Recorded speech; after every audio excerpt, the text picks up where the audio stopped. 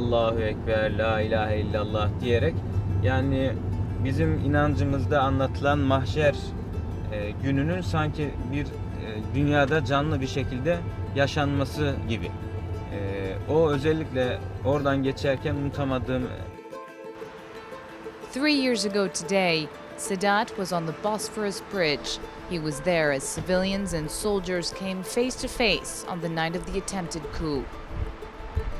This overpass has been renamed the 15 July Martyrs Bridge. At its base on the Asian side, a new memorial and a museum.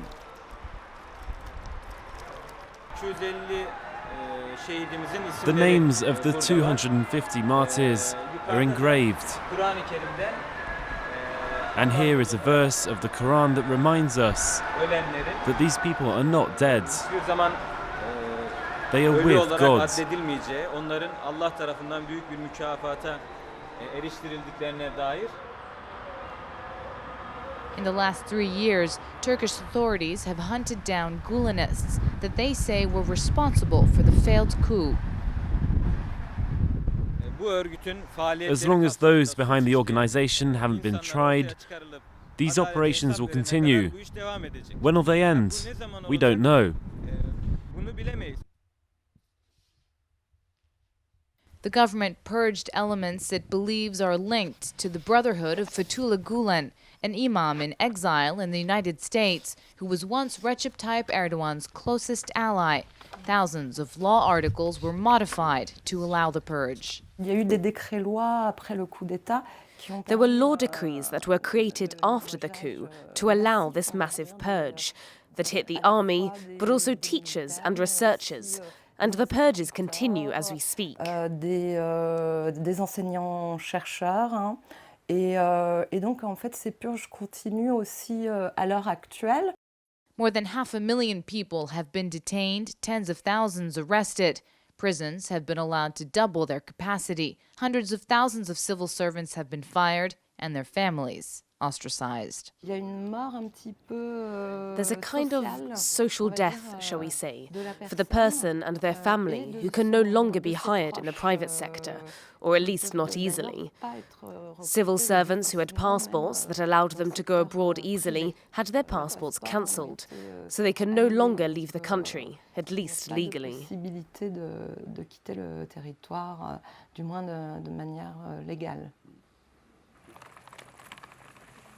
But some Turks did leave the country, among them self-proclaimed Gulenists. This woman, who prefers to remain anonymous, spoke to us from her new home in Western Europe. I didn't want to go to prison with my children, so I fled. Over there, we know we will be arrested, but we don't know when. We have to live with that fear. I have nothing left in Turkey. There are many countries where they found people and sent them back to Turkey, and no one knows what happened to them. That's why I'm still afraid of the Turkish government.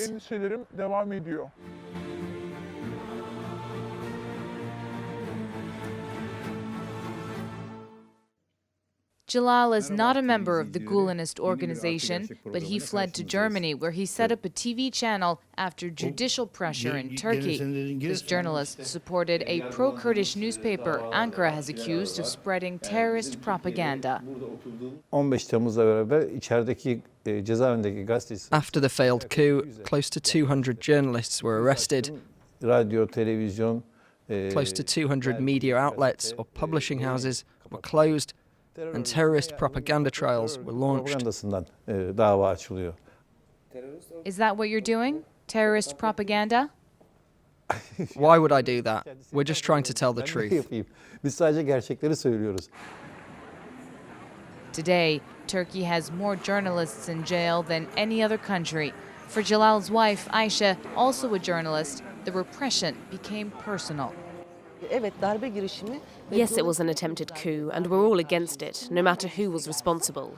But it became something else. The 15th of July has become an excuse to silence people. 3 years later, these Turks in exile are far from able to return back home.